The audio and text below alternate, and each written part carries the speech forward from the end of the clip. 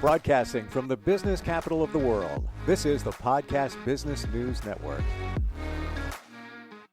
Welcome back, everyone. We're talking to this gentleman today. Learned so much about what he does.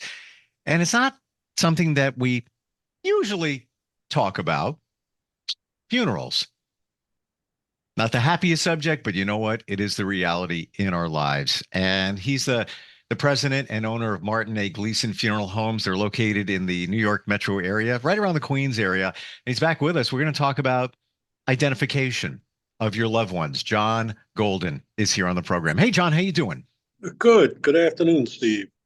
Wonderful to have you back here and learned a lot so far. And yes, sometimes challenging to talk about this subject, but it's not something you often can Google and get details on, especially a lot of the details. And especially, if you're faced in a situation with a loved one, maybe imminently passing or has passed unexpectedly, now you have to jump into this. Now we talked about pre-planning in the past and how important that is. Correct ID is what we're talking about today. Specifically, what does that entail? Well, it's very important to make sure there's correct identification of a loved one. For example, the events of 9/11 showed the importance of identifying the remains of every loved one that got killed as a result of the terrorist act.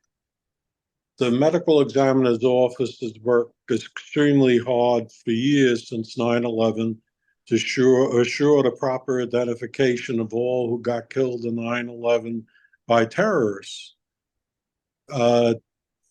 Currently there's no law in New York to identify human remains. Furthermore, there's no requirement for an in-person funeral home verification of remains. Recently on Long Island, the family's loved one was shipped in from another state, and unfortunately, no identification was done at the funeral home in New York to verify the identity of the deceased. There was a mix-up, and there is an ongoing lawsuit in this matter. They buried the misidentified body in somebody else's grave. It's my belief that the standard for funeral service will be raised by enacting such a law. Anytime a job that becomes the responsibility of a member of our esteemed profession is legally required, it strengthens the license of a funeral director. We lived in a fast-paced, ease of convenience. Consumers, DoorDash and Uber Eats, they opt for drive-through and Amazon same-day or next-day deliveries. Convenience and celebrity reign supreme. And that may be well and good when it comes to your burger order or your book order, but not for your loved one's final rest.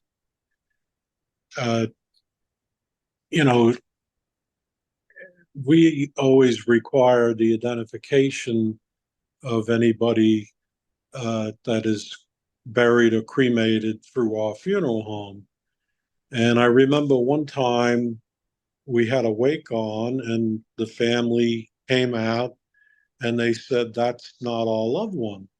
So, of course, I went right downstairs and I said, "Is it all right if I open the foot end of the casket to look at the toe tag?" And the tag, the hospital had the correct name and toe tag on it. And I showed the family the toe tag. And then I said, "Well, did the deceased have any tattoos or anything?" They said, "Oh, yes." So we rolled up the sleeve, and under that was a tattoo. And they said, "Oh, that is him then." And then they finally said, "Well, we haven't seen him in 25 years. But, Wow. If that wasn't done in person, then they just, looked at a picture, they would say that's not him, when in fact it was. Sure. And, it pays to take time and make sure the identification is done. At the city medical examiner's office, they're very careful, and they email a photo of the deceased to the funeral home. And in those cases, the form must be signed by the next of kin, witnessed, and in addition to the funeral director. has to sign that they witnessed that the identification was made and it's correct. And the medical examiner's office has set the standard to prevent lawsuits and litigation in court. In my opinion, it behooves the funeral home to endorse in-person funeral home verification of remains. I remember going over to transfer the highest ranking officer of the fire department who was killed in 9/11. And I drove over in the hearse and the LIE, and it was deserted except for like one or two construction vehicles and the hearse. When I arrived at the medical examiner office that very night of 9/11, even with all the events of the day and the many deceased at the medical examiner's office, they did a professional job of releasing the correct deceased to the funeral homes. We had deceased released to us for over 2 years, even 2 years later, because they had to do DNA to verify the identification. And this was painstakingly done by the medical examiner office, and very well done, I might add. I'm reminded of a bumper sticker that read, "There is never time to do it right the first time, but always time to do it twice." And when you're doing it twice, it can come with a spotlight, and a lot of that attention to your funeral home for all the wrong reasons. Let's ensure we always get it right the first time going forward by enacting in-person funeral home verification of remains. Hmm. There's you're bringing, sensitive subject here, but bringing a lot of light to it in that there are many chains of command, if you will, along the way, depending on the situation. If it was an accident, car accident, whatever it might be, you're dealing, potentially with the hospital, then the medical examiner, then the funeral home, all along the way to make sure the identification is correct. Accidents do happen. Mistakes are made. And I'm not putting blame on anybody here, No. but ultimately, I guess it does come down to the family along the way, as challenging as it is to make the identification. And that's, I guess, the point that we're making here today. Yes, and I mean, sometimes it doesn't have to be the immediate next of kin, like if there's a wife, the children could do the identification if the wife wasn't up to it. But somebody in the family should do an identification. Are there legal guidelines with that? Let's just say the family is not at the moment where they're comfortable to do that. Can a close family friend, almost like family I'm talking about here, can they be designated, or does it have to be the family to make the ID? Well, if the family designates them to make the identification, they can, Okay, because it's better to have somebody make the identification than nobody. sure. And, if that's the only, sometimes somebody's in a wheelchair, they can't get out of the house. Sure. So, of course, that's understandable that somebody else would do the identification. And, especially if you're shipping somebody to Italy or Ireland, you want to make sure before the shipment that the family or a friend identifies the deceased before going overseas. And, Mm. it's important to do. That brings up another thought here in terms of transportation of a loved one. Now, somebody may have passed in another state and then has to be transported to another state. What's the protocol for that? And these are the questions that nobody knows. I don't even know how you find the answer to that. But can you walk us through that? Sure. Well, say if the death occurs in Florida, uh, the family would call us or another funeral home, and we would get their permission to take their loved one into our care and have embalming performed. We would call, we're not licensed in Florida, but we have affiliates in Florida we call, and they would uh, arrange for the local transfer and the embalming, and then they would ship the deceased up to us into either LaGuardia or JFK. We would give all the information for the death certificate to the Florida funeral home. They would file the permit for the funeral in Florida because that's the place of death. And then we would meet the deceased at the airport, take them into our care, and then arrange for the service and the burial or cremation. And again, if it was going directly to a cemetery, we would require that the family do an identification before the burial or the cremation. Hmm. And or if we were shipping somebody to Florida, we would get all the information in New York. We would file the burial permit with the City of New York Health Department on Work Street electronically, and then we would ship the deceased to the receiving funeral director in Florida. And they would take over from there once it arrives, the deceased arrives in Florida. But Are this can be done throughout the United States. I mean, sure. they families, if they're not having any visiting in other states, they just have to remember to call us first, and then we would take care of everything for them. Are there protocols for the identification along the way?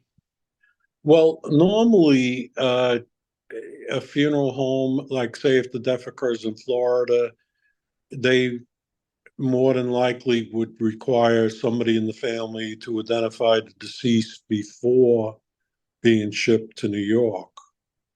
And then when the deceased arrives in New York, we would require somebody to identify the deceased, either at the wake or definitely before the burial or cremation. And at the hospital, they're very careful of putting tags on the deceased on the wrist, on the foot, and that's very important because sometimes you get two similar names, and you Mm, have to be, you could get John Smith and James Smith, and you have to be careful that the right Mr. Smith is in your care. sure. Sure. You must have seen all different scenarios in your career, John. Yes, once or twice we've gone to a hospital. I know a couple of years ago, one of our employees' father-in-law died, and when he went to the hospital, he just happened to open up the face to see, and it wasn't his father-in-law. They had made a mistake, so they corrected it right there. They uh, luckily he knew his father-in-law, and they corrected it, and there was but the mistakes happen, unfortunately. But this one was one that was corrected, and no harm was done. Right. Yeah. Again, accidents are going to happen. Mistakes are going to be made. It happens. So, Right. just taking those steps to make sure that the correct identification is there. Uh, what other things should we be mindful of along those lines after there is a passing and your loved one is in the care of, let's say, the hospital or I guess maybe even the medical examiner? Yeah. The medical examiner has a very good system. They, of course, require a licensed funeral director to come to the medical examiner's office to make the transfer. We have to give them, an affidavit that shows the name of the deceased and the next of kin, their information, and then they release to us, and we uh, bring the deceased loved one back to the funeral home. And of course, it's labeled at all times, and we don't remove the labels, and we place the deceased. We dress the deceased, and then we place the deceased in the casket and into the viewing room. So everything is labeled at all times, and we're as careful as possible. There's in the last number of years, the trend has been more cremations, but that doesn't mean that you can't have an actual service with a casket, correct? Correct. You can have a wake with a casket. It has to be a wood casket because the crematories won't take a metal casket. You can have a wake, you can have a service at the funeral home, or you can have a wake and a service at a church, and then have the cremation after that. And the family has an option of going to the crematory or not going to the crematory. If the family's not going to go to the crematory and there's a church service, what we do after the church service is we pick flowers, one for each person.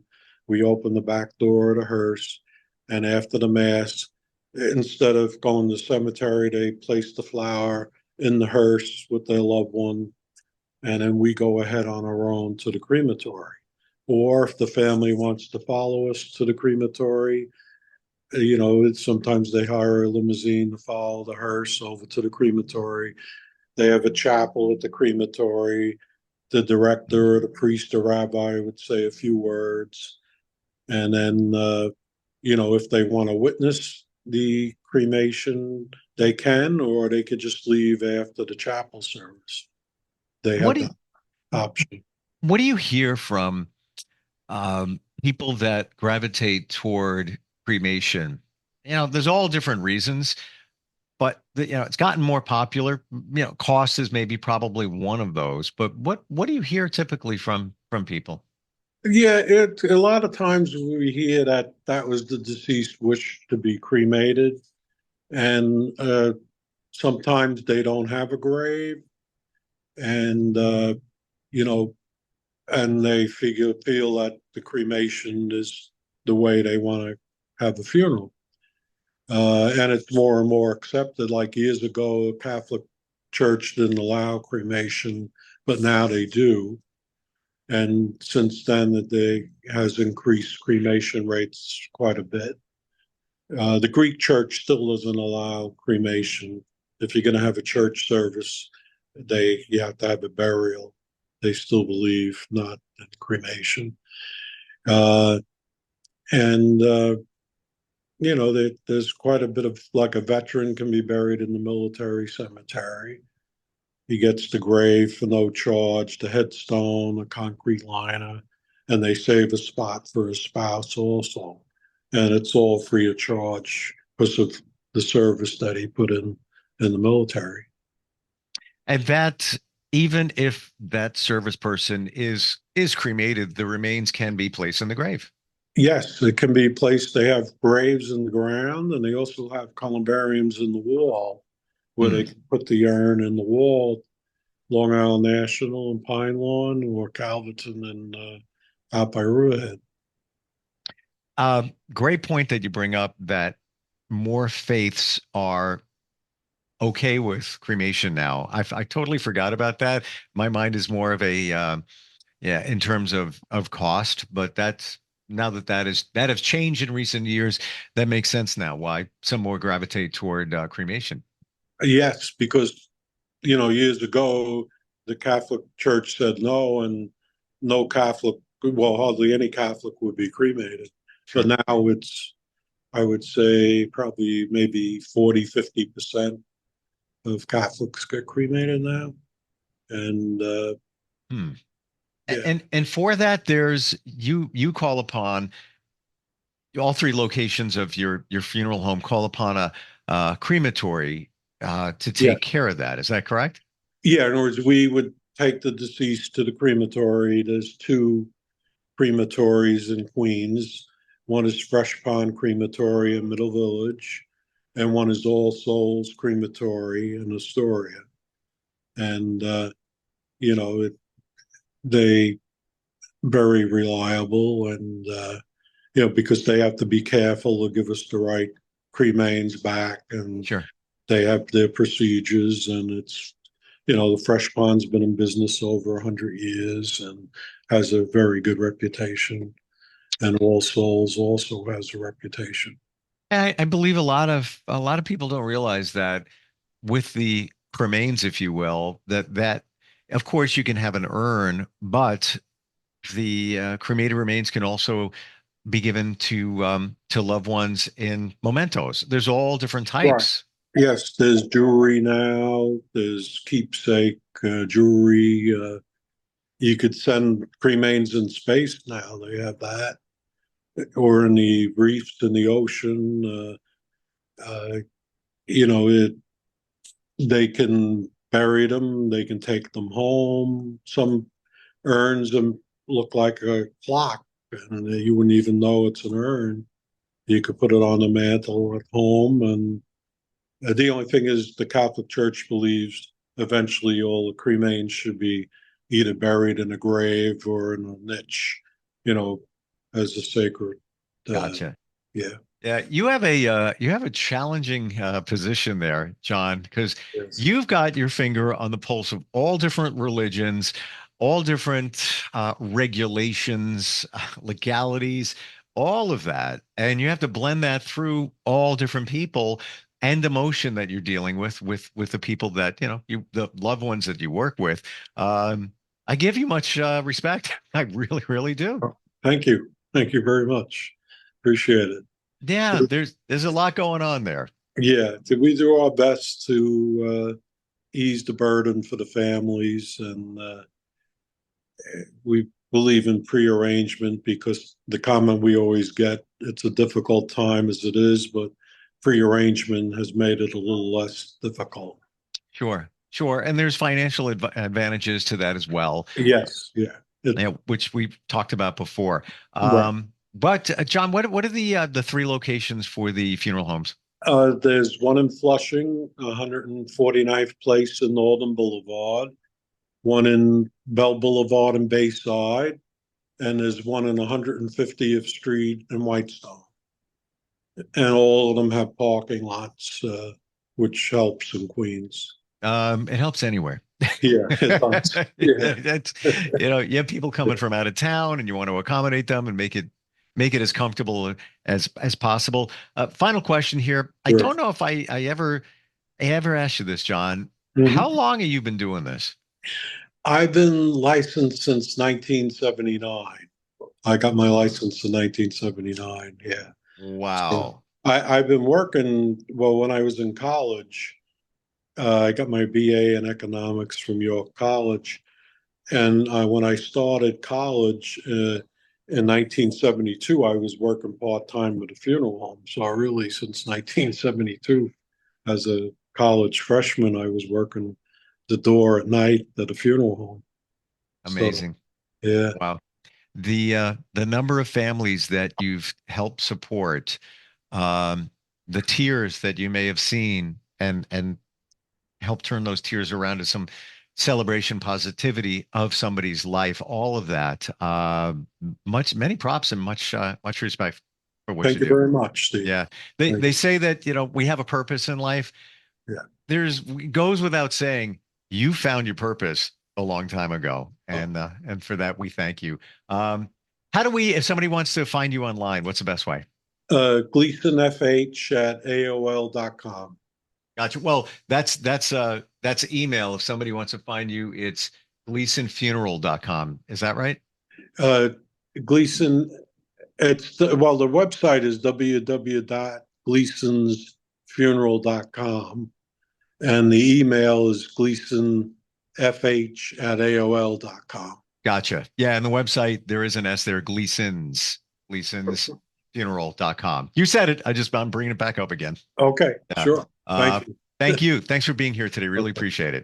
Okay, thanks a lot, Steve.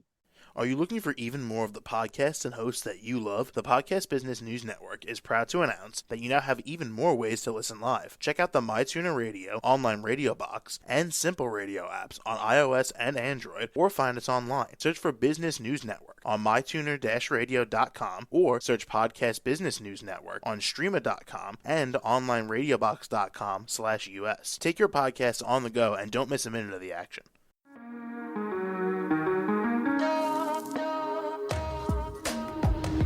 Broadcasting from the business capital of the world, this is the Podcast Business News Network. For nearly 2,000 severely injured veterans, everyday life has become filled with barriers. Day-to-day simple tasks can become pretty daunting. I have to carry my chair up 2 flights of steps or have somebody do it for me. What scares me the most is just the falling. When I'm struggling with my house, I think, to have that one great barrier just knocked down, I mean, it's crucial. Home for Our Troops is a wonderful nonprofit that builds a Mortgage-free, fully adaptive, handicap-accessible house. And there's no catch. It'll be our very first home that we've ever owned. This is a game changer. This is where your life begins again. We need you to join us in completing this important mission. Please visit hfotusa.org and help build homes and rebuild lives. Because of you, everything's going to be okay.